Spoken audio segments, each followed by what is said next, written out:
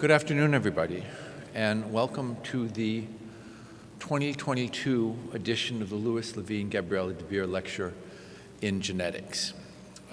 It has become, I guess, kind of customary when we gather together in person, for some of us for the first time in a long time, to remark on how long it's been since we've been together. But I think in this case, we can say something particular about the long gestation of this lecture. In 2018, Dr. Darnell was scheduled to give this lecture in March, and the event was canceled because of a snowstorm. There was another speaker lined up for the next year. Professor de Beer always lines up her speakers a year in advance.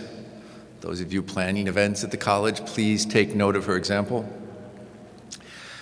And so the original lecture was rescheduled for the spring of 2020, canceled.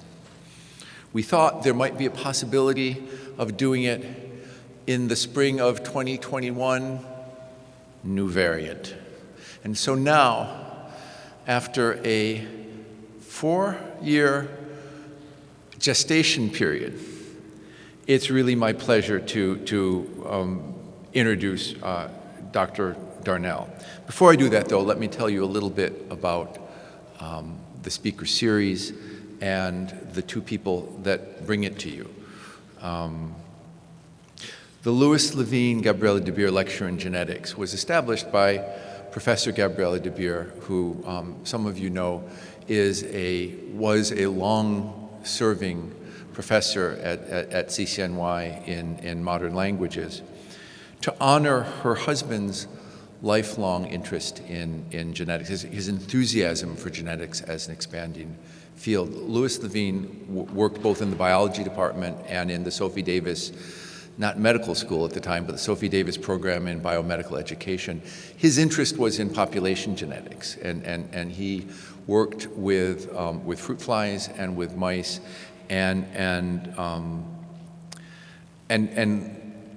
discovered things that really contributed to the field of human genetics and forensic genetics. But above all, he was enthusiastic about the potential of genetics as a field to spread. And so to commemorate his work, his long tenure at CCNY,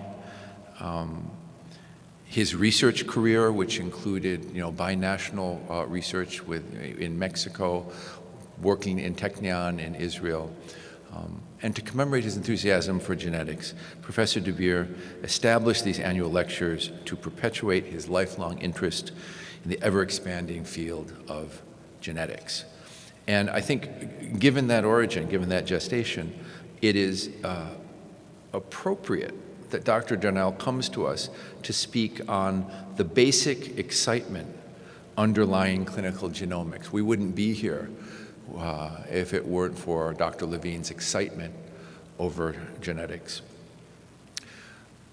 If you look at the biography of Dr. Darnell, it describes a career that I think, and in conversation with him, I think we're going to hear about, that moves in a really interesting way from an expertise and examination of a specific disease. This is paraneoplastic neurological degeneration, or PND. He pauses for applause at his ability to say that word. Thank you. But this is a disease that was manifest by tumor immunity and autoimmunity. In studying that disease, he began to think about the mechanisms that drive RNA regulation. And studying that mechanism, he developed a program called CLIP, which is today still the platform for studying the way that RNA regulates in the human body. And so you go from the study of a specific disease to a mechanism, to a development of technology to study that mechanism, and then using that technology. He made tremendous advances looking at the way in which the specific mechanisms that humans have to regulate RNA operate, and that led him to insights in diseases like Fragile X intellectual disability and autism. So you move from specific examination of a disease to a mechanism, to technology to study that mechanism, and then discoveries that have application in treating illnesses. And as we talked about this, those applications are in no way limited to the two diseases cited in this. And so you have in his life's work and in his presentation a man who has worked carefully to unearth the potential of genetics to go from pure research to bench applications. He serves as a member of several advisory boards and panels. He's a member of both the National Academies of Sciences and Medicine. He's a fellow at the American Association for the Advancement of Science and the American Academy of Arts and Science. His work has been recognized with numerous awards, including the Derek Denny Brown Neurological Scholar Award, the Burroughs Wellcome Clinical Science Award in Translational Research, an NIH Outstanding Investigator Award, and the NIH Director's Transformative Research Award. I wanted to read those so I didn't miss any of them. Ladies and gentlemen, please join me in welcoming this year's speaker in the annual Louis Levine Gabriel de Beer Lecture in Genetics, Dr. Robert Darnall.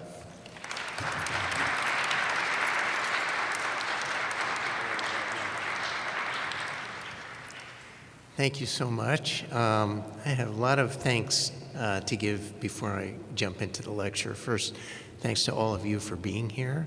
I know some of you have traveled many miles to come, so I appreciate that from the alumni. I particularly want to talk to the students who are here and tell them a little bit of my story as a touch of what one can do with inspiration and focus for trying to do science for the good of humanity.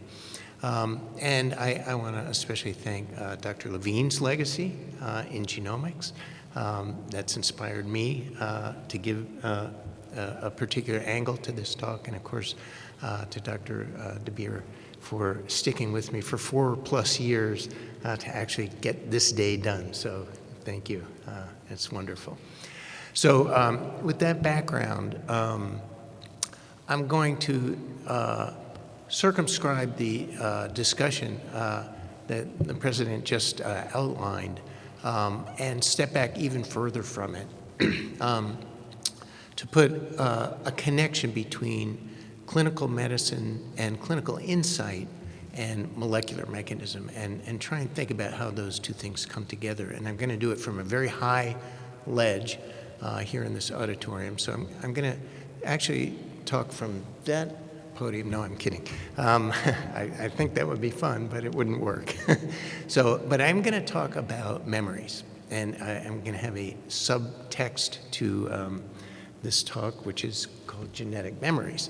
And the idea here that I want to frame for you is all of us, everyone in this room, has had moments where something will flash back and you'll remember something you haven't thought of for years, in the case of the students, for decades, in my case, that just appears out of nowhere. But it doesn't really appear out of nowhere, right? Something triggers those memories.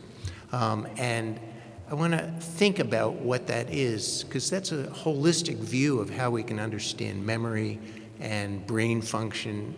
And yet, in the first few slides, I'm going to switch from that holistic view to an absolute mechanism for how that might work at a molecular mechanism, and then underscore the fact that there's a big gap between those two, and how I think about it, we fill those gaps. Holistic views of science, which are critically important, insights, and mechanistic understanding of things you learn in class and how to apply them. So to get to the point, this is a slightly maudlin slide, but let's see if the soundtrack works. Yeah. Do you hear that? What do you hear? Okay. So that is the sound of ocean, and perhaps, probably not, but it would be helped if I could spray some salt air and you could smell the sound of the ocean. You can see it here, and it's probably even helped if I dance around the screen a little bit. Multiple things may converge to remind you of something that happened a long time ago. And we think that is, from a holistic point of view, how memories work. And so to segue from that sort of thing, and this really, I like that story. It comes from a story from Douglas Hofstadter, who wrote Gödel, Escher, Bach, where he talked about going out on a pier and all of a sudden remembering something he hadn't remembered for 30 years. And it was the sound of the ocean and the birds and the smell of the salt water. And this convergent memories just clicked for him to remember something that he hadn't thought of for a long time. Kids on the beach. Those were my 4 kids, by the way. So how does the human brain do that at a mechanistic level, and how do we make sense out of something we all know? Memory is long-term and profound and can be deeply thoughtful, and yet at the same time, how do we think about that in terms of mechanism of the human brain? So the human brain, I'm going to distill down to component parts here. So everybody in the room has 100 billion neurons, roughly, give or take a couple billion. It's a rough estimate. And I'm just going to take a moment here to go through what the microscopic view of the brain is. This is probably familiar to many of you. So there are 2 ways that a neuron presents electrical information. So it's sort of shown on this picture here. There are neurons that have a single output, which is an axon, through which electricity fires, and then has many inputs, and those are called dendrites. And the 2 meet, the axon and the dendrite, at one point, which is called a neuronal synapse. And at that point, electricity can be transferred from one neuron to the next, and you can have electrical circuits in your brain. So that provides the beginning of a mechanism for how thinking might work. And within a single dendrite, there turn out to be many, many of these points of connections called dendritic spines, little protrusions off the dendrite. And on each one of these, an axon or more than one axon can impinge. So if you run through the numbers of this, you have 100 billion neurons, you have many thousands of dendrites in one neuron, and within the different dendrites, there are many, many spines of axonal connections. So within a single neuron, by my calculation, there's probably about 300 million connections with one neuron.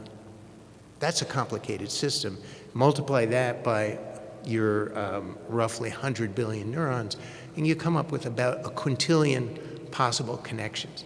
So we have vast potential, untapped. Lovely article in the New York Times today about a polyglot who can speak fluently, probably 35 languages, right? And that actually touches on this spectrum of what we call autism spectrum disorders, where some people have complicated wiring what could be viewed as magic or mistake. And the article about the polyglot was that man was effectively diagnosed as an autism spectrum case, and yet extraordinarily high functioning, better than any of us, one of the great mysteries of the world. So we don't really understand everything about the brain, except that, first of all, it's extremely complex. And yet, starting in the 1970s, there were mechanisms put forth as to how memories could get made at the level of an individual synapse, like the one shown here. So this is a cartoon of this synapse here. So here's an axon coming in to connect in a synapse with a dendrite is the receiving end, where the electricity gets passed. And the way it gets passed is the axon, when the electricity comes into the end of it, will release granules that have in them a neurotransmitter. One of the most important excitatory neurotransmitters is glutamate, an amino acid, interestingly. And that then will hit a receptor on the dendrite, and that connection between the amino acid glutamate and the receptor, the glutamate receptor, will cause the dendrite to fire. So an electrical connection gets established, and maybe that's the basis of a memory or an engram. So in more detail here, when an axon fires, the glutamate, pictured here, will hit its glutamate receptor in yellow, and that hitting the receptor allows the receptor to open up and allow an ion current to flow through, which is sodium, okay? And that's the basis for the electrical connection. There's another channel sitting next to it which also gets hit by glutamate but won't open because it is blocked by a magnesium ion, divalent cation, magnesium. And that block makes the orange receptor not work while the yellow receptor works. So the fascinating point here is that something different happens when there's two memories coming in at once, the sound of the water and the smell of the ocean. So think of it that way. So this is called coincidence detection in neuroscience. So the same axon 1 firing, in addition to making that yellow channel open, will transiently wiggle and allow that magnesium ion to release. And that magnesium ion is a divalent cation that blocks the channel. When it's released, if within that millisecond window a second coincidence occurs of a second stimulus, the sound of my voice and the color of my tie, something special happens. The orange channel opens up and a divalent cation flows through, which is calcium. And calcium acts as a second messenger inside the dendrite. So there are calcium-dependent binding proteins, kinases and phosphatases, and all sorts of signaling pathways get activated inside that green dendrite when there's coincidence of two things happening at once. And you can imagine that's even amplified further by three things happening at once. So here's a detailed molecular mechanism dating back to the 1970s for coincidence detection at a molecular level, which is important to think about in several ways. First of all, it's satisfying to think about, and second of all, it was found early on that one of the things calcium does inside the dendrite is to stimulate locally in that dendritic spine, one of the hundreds of thousands on the neuron, local protein synthesis. So I've drawn here RNAs with ribosomes on them. That's what those little black dots are. So what that means is the genome, which we think of in terms of DNA in the nucleus, is actually transcribed, copied, as you know, into RNA, which then gets translated into protein. And RNA, as it turns out, is different from DNA in many important ways, but one of the critical ones is RNA can be exported from the nucleus out into the cell, including all the way out into a dendrite. So the RNA sits there in the dendrite, and if a special coincidence detection happens, then the RNA that's been sitting there can be translated into proteins, and that can change the nature, the fundamental nature of that synapse and make it structurally more robust, for example. And that is really the essence of the ideas from the 70s onwards of how memory coincidence detection might work. So reinforced memory, when multiple things come together at the same time. So the difficulty in this is that it's hypermechanistic. And it is something we can think about in the holistic way of the ocean, sound, smell, and vision. But is that really how things work? So how do you approximate those two very different ends of the spectrum in thinking as a scientist about how memory actually works? So for me, the answer to that is clinical medicine. And the reason clinical medicine is so important is because clinical medicine are things we take care of as doctors and examine and think about in patients who are having trouble with one thing or another, whether it's a kidney, liver, or brain. So there are some diseases where we can try and understand what is wrong with memory systems and more generally intellectual function by looking at diseases of nature that are either rare or common, as was pointed out in the introduction. So the commonest one, the number one at the top of the list, is called the Fragile X syndrome. So this is the commonest genetic disorder that causes intellectual disability. It's present in 1 in 4,000 males, 1 in 8,000 females. And it's a single gene that I will talk about in some detail. And what it does to me is bridge this gap between intellectual dysfunction and memory formation and the molecular biology and cell biology of a synapse. And here's a gene right in the middle that we don't understand, that when it's mutated, and by mutated I mean it's either not turned in, it doesn't work at all, or there are some children who have the Fragile X syndrome who have a single amino acid switch. So the gene is still there, it still makes RNA and protein, but the protein has one amino acid error in it. That's this isoleucine to asparagine at position 304. So one amino acid change in one protein can lead to profound memory loss and intellectual disability. So that's a magic piece of, a magic clue that nature has given us to try and understand as a clinician scientist these broader pictures of importance to humanity. So that's the background, and I'm probably mostly done, but it's okay. I'm going to go forward to tell you a little bit about how I came to these kinds of thoughts, reflecting back with the comments again from the introduction. So this is a personal tale, a little bit, a few fun slides for me, hopefully for you.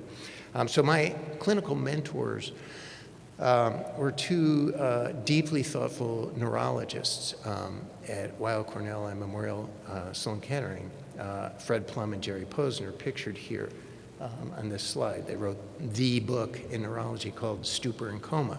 Plum and Posner, I'm still not sure which is which. But it was an extremely erudite book. They taught me a lot of my thinking about clinical neurology. And at the same time, I was growing up in a family where my father was a scientist, but he was largely incomprehensible. At age 8, I would say, I knew that polyadenylation precedes splice site selection, but I didn't really know what that meant. I'm still not sure it's true. So there's my dad. And he also wrote a well-known book, several well-known books, but this one in particular, on RNA. So as I grew up, I wanted to differentiate myself from my dad and be my own independent thinker and clinician scientist. So I studied the work of Plum and Posner, and sort of the last thing I wanted to ever study was RNA. So I just dropped that, okay, because I ended up instead studying with Jerry Posner these rare, hard to pronounce disorders called paraneoplastic neurologic disorders. And I would just say I actually wrote a book on these with Jerry Posner called Paraneoplastic Syndromes. You probably have bought it at home, but maybe not. It's perhaps less popular than my dad's book. I would say it's now on sale, so if you haven't bought it, you could go out and get it. It's down from $174 to $89 on Amazon. There are more buying choices for $19.95. And then I also noticed on Amazon, it got 5 stars with a 1. That 1 might have been my mother, but I'm not sure. And the other point is it ranked something I thought was tremendous. It ranked 2,759,000 on the Amazon ranking list till someone told me that 1 is good and this is not. So I think it's probably not so popular. I have not made any money from the book yet, but I might sell one. Anyway, I'm teasing. What the date is today. So, okay, wait, let me go back here. So now I'm going to tell you about paraneoplastic syndromes, all right? And what I'm going to show you is a movie of a woman, so you'll have to turn the volume up maybe a little bit, we'll see, who has an absolute loss of memory. So she's very much like the patient HM, which I won't go on to describe, but you may have heard of, famous neurology patient who she's a completely charming person, but has no ability to make new memories. So everything in her past she can tell you about. If you walk out of the room and come back in, she won't know who you are, even if you spent 25 minutes talking to her, as I had. So here's an interview with her, just so you can see.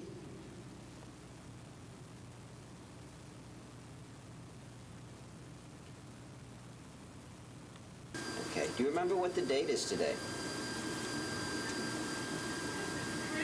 It's about the 10th or 11th, I think. Of what month?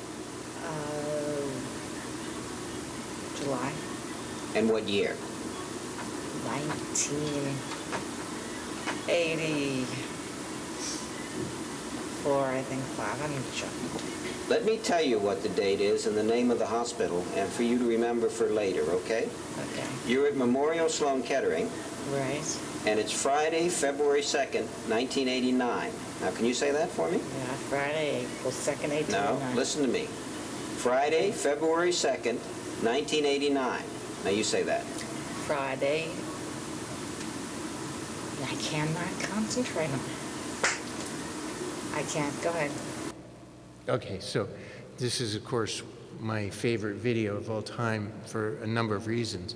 First of all, that's Dr. Posner when I was a younger doctor in 1987, doing the interview. And the patient is actually wrong. She says at the end, I cannot concentrate. Go ahead.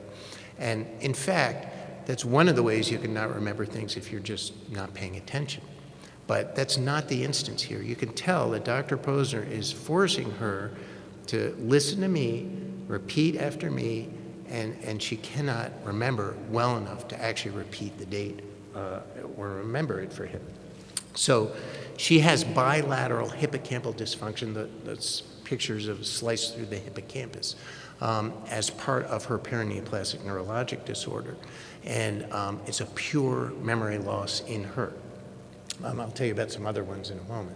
So what are paraneoplastic disorders? How do they give us insight into this whole problem of memory and intellectual function?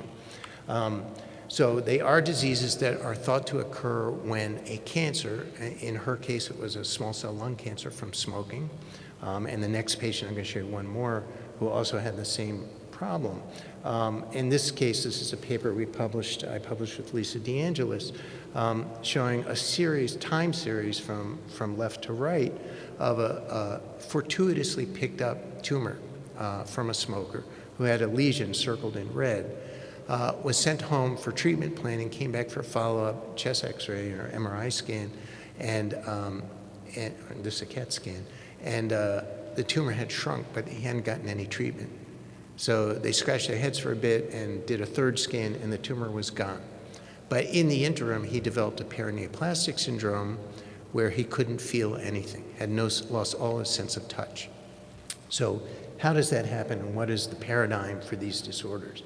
So I'll show you one last example here.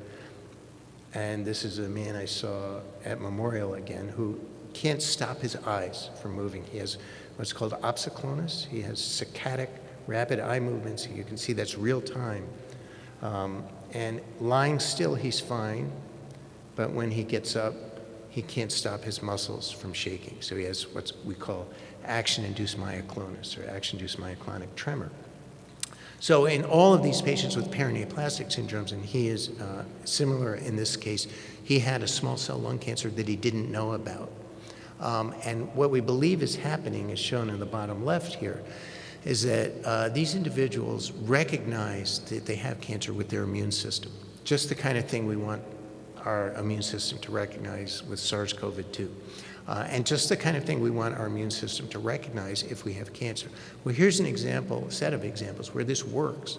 And it's Rosetta Stone in some ways, and was early important work that I won't go into understanding that actually humans do have the ability to recognize cancers with their immune system and kill it. And if it works, we wouldn't know about it. It's not clinical medicine if it works. It's invisible. In these cases, it works, but we can see it because a second event happens. And that is that immune response to the lung cancer in this case, but this also happens in breast, ovarian, lymphomas, other tumor types, then is recognizing something in the tumor that is normally made only in the brain. In the case of the woman I showed you, it's something only made in the hippocampus. So that attack against her lung cancer crossed into her brain and attacked her hippocampus on both sides, and she lost her memory like that. She quickly came to attention of a neurologist. And the same thing with the man who had a motor disorder, attacked a different set of neurons that are important for inhibiting motor function. So these are immunohistochemical stains here showing in brown the immune response against the tumor and the immune response against neurons inside the brain. So what we were able to do, and Jerry Posner was really the first one who put this together, the connection between a hidden tumor and the brain disease, and I had training as a student for doing relatively modern at the time, molecular biology. And so we were able to use the antibodies from these patients, just like a SARS-CoV-2 antibody, but these were antibodies against the tumor and the brain. And we used those antibodies to clone the gene that was under attack. It was cloning the gene that the tumor had turned on and that's normally made inside the brain.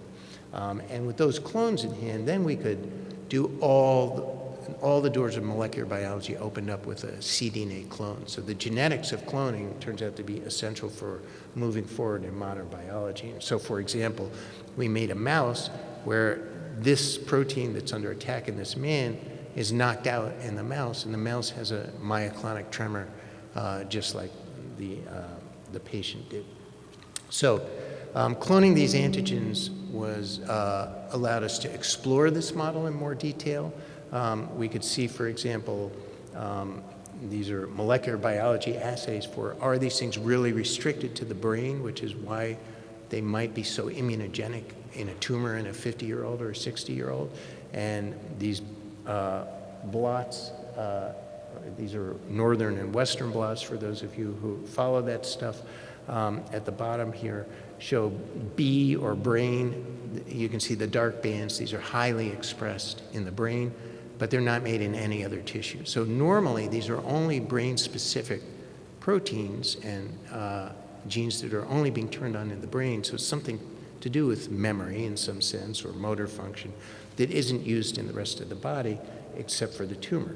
So what are these genes? And the two I'm highlighting here are called NOVA. We call that for onconeural ventral antigen because of its expression in the ventral nervous system. And HU or ELA-V is embryonic lethal abnormal visual from Drosophila. These turned out to be a human homologue of a known marker for the brain in Drosophila. So what were these things? They turned out, having tried hard to distinguish myself from my dad, these turned out to be RNA binding proteins. So I was dragged in as sort of the vortex of life into studying RNA. Love it or leave it. So I learned to love it quickly. So why would the brain have its own system for proteins that bind and regulate RNA that no other cell in the body uses?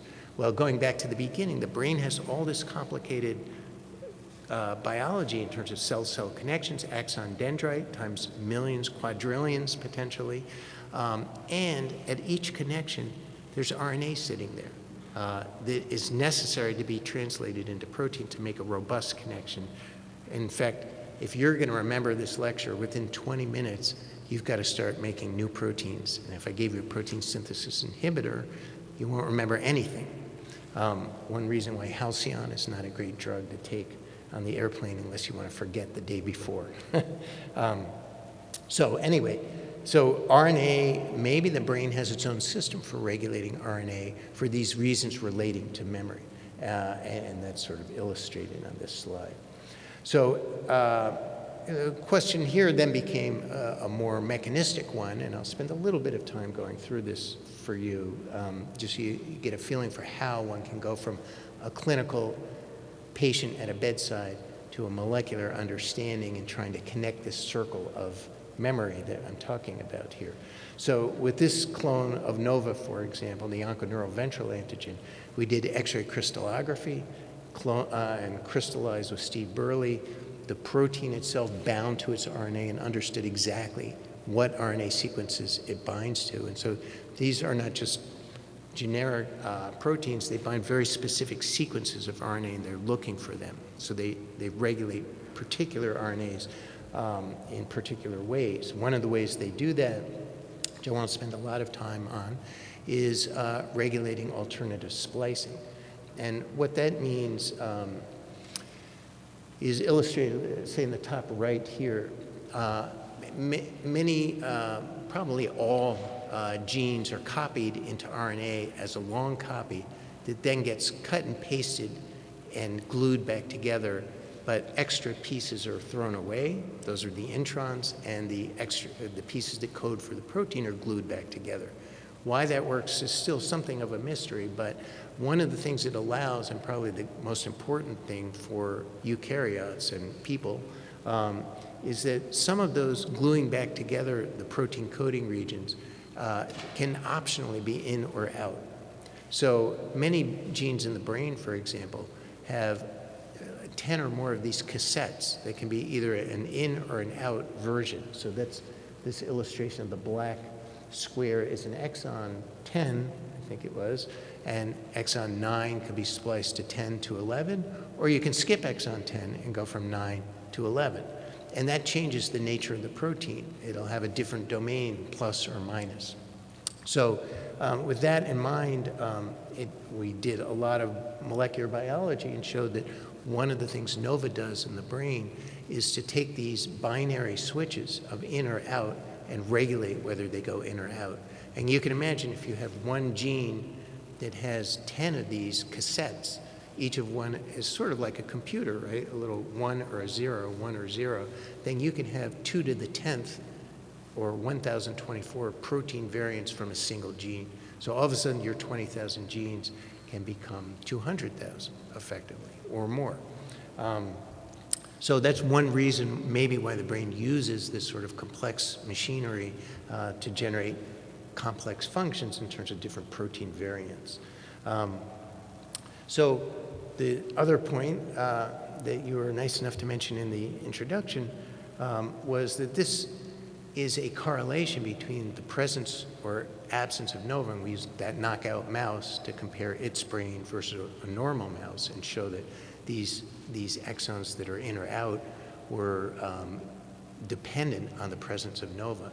But it didn't tell us for sure that NOVA actually binds to that gene. It could be an action on protein X and an indirect effect. So we developed something called CLIP, which is cross-linking immunoprecipitation, where we can take the brain of a mouse, or we can do this with a tumor or a liver or anything of interest, and make a new platform where we can UV irradiate the brain of an experimental animal or even from tumor tissue obtained at a biopsy from a person.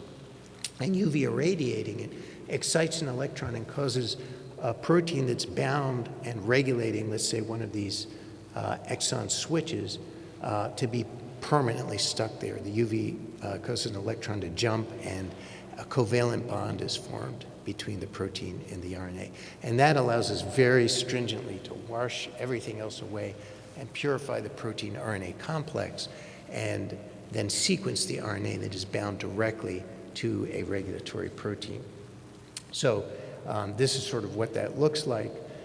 When you sequence those RNAs, and the different colored tags here are different colors from different mice, they all pile up at one specific position or a few specific positions along the length of an RNA transcript. And so, let's see, yeah. So here, for example, are multiple binding sites for NOVA that are right next to one of these switchable exons that can be in or out. And by binding there, we could show then in the knockout versus the wild-type mouse that this exon's presence or absence is dependent on NOVA binding to this site. So that sort of closes the loop on the molecular biology of what we think is happening with respect to the regulation of RNA at the splicing level. So move then to talk a little bit about how this kind of technology is used in the Fragile X syndrome. So this is a picture now of the same experiment where we did cross-linking immunoprecipitation, but instead of doing it with NOVA, we did it with this Fragile X protein that is so important in memory and intellectual function. And lo and behold, what we found, here's the cross-linking of the Fragile X protein to one of its transcripts. It doesn't bind a specific site like this protein does or like NOVA does. It instead binds all the way across this yellow region, and that yellow region is a part of the RNA that codes for the protein, which suggests something entirely different is going on for the Fragile X syndrome and for the Fragile X protein. And the answer turns out to be that what the Fragile X protein does is it binds to RNAs while the ribosome is translating them into protein and blocks the RNAs from proceeding. So it basically acts as a stop for the RNA and thereby inhibits translation. And that is the sort of piece of magic that is very important for the idea of what's happening in the synapse. So if we look at Fragile X protein, we think it is, or we know it is, in the synapse, regulating these RNAs. And the RNAs, by CLIP, we can show that it's binding to, are RNAs that make synaptic proteins. So it fits this model, going back to the old 1970s literature, that there are RNAs in the dendrite when coincidence detection comes in that can be translated, that are sort of held, the model is that they're held in abeyance in a quiet form and can't be translated by the Fragile X protein until a calcium signal comes in, releases the Fragile X protein, and then those RNAs can be made into new proteins, and that can change the shape and nature of the synapse. So I'm not sure how long you guys want me to go on for. I usually give this talk at Cold Spring Harbor. It goes for 4 hours. So I don't think you want me to do that to you. So I'm going to just jump over and talk a little bit about what these RNAs are that Fragile X is binding to, because something very unexpected came out in doing this. So we developed further technology that I'm skipping a few slides on to tell you about how this works in a single memory cell in the hippocampus. And what we found there is that the RNAs that the Fragile X protein is binding to are RNAs that fall into two major classes. So one class is shown here on the bottom of this slide. These are RNAs that code for synaptic or dendritic proteins, just like I showed you on the previous slide. And that is something we think critical for this memory function. There's a second set of RNAs that it binds to in the cell body of the neuron.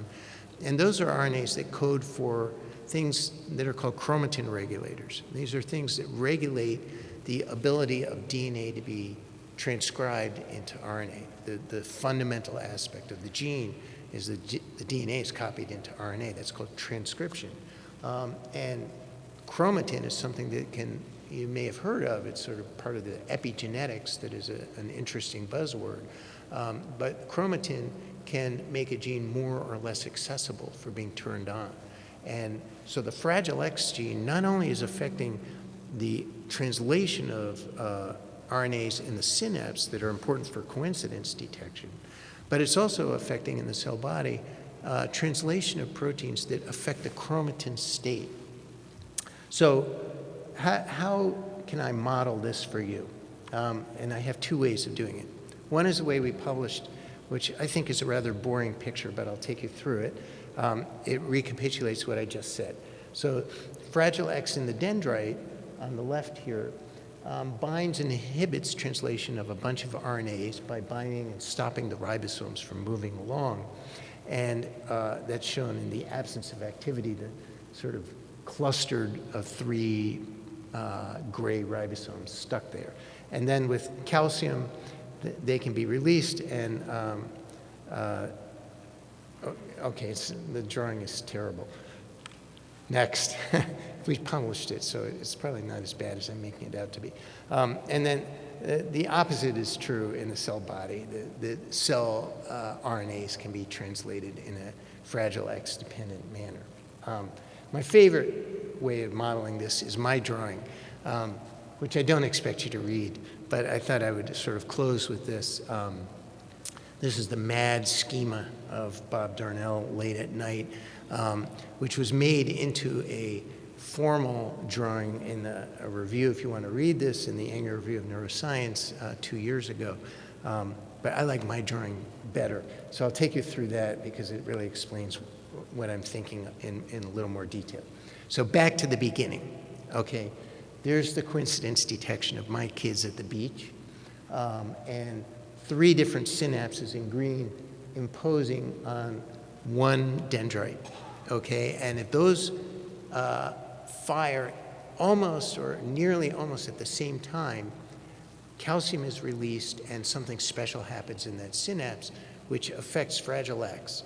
Fragile X falls off its ribosomes, they get released and translate proteins right there at that spot. So out of the millions and millions of dendrites, they can be changed in their protein structure independently of each other. So if one synapse may be stronger, one synapse may be weaker, different things can happen to the protein milieu there. Let's put it that way. And that is a molecular basis for this coincidence detection that seems to be mediated, at least in part, by the Fragile X syndrome. And if the Fragile X syndrome is not working right, you have intellectual impairment and you have memory dysfunction. So it's a way of trying to close this loop for you. At the same time, a remarkable thing is also happening, which is unexpected, or all of this is unexpected, but this is more unexpected to me, which is there's also the Fragile X protein sitting in the cell body and affecting translation of proteins that go into the nucleus and affect the transcriptional state of genes being on or off. And so, in essence, the net of this is that the sum of all of this electrical activity is sort of somehow summed in a calculus-like way, the summation of all the small excitations and inhibitions that are going on in a neuron to change and tune in a rheostat-like way the transcriptional state of one neuron. So it can be more active or less active. And that is the essence of something called homeostatic plasticity, which is the idea that a neuron regulates itself, it tunes itself by summing all the parts, in part, but not exclusively, through the Fragile X protein. So really, I think what's happening in the Fragile X syndrome is the tuning, the very important ability to tune a neuronal state and its sensitivity to its environment for strengthening and weakening connections is connected between the nucleus and its transcriptional state and the local protein synthesis at thousands and millions of synapses within one neuron times 100 billion neurons. That is, in essence, why the Fragile X syndrome leads to big problems. Okay, so I hope I gave an overview that's comprehensible in a reasonable period of time. There's the main point is my drawing here is a literal illustration of my excitement of the nexus of molecular biology, clinical medicine, and visionary ways to try and think about the human state, ranging from the good, the bad, and the ugly, which we all suffer through. So I'm a happy clinician scientist, and I encourage all of you to be one as well, in one form or another. So I want to thank, first and foremost, top of my thanks list is Gabriella De Beer for sticking with me and organizing this.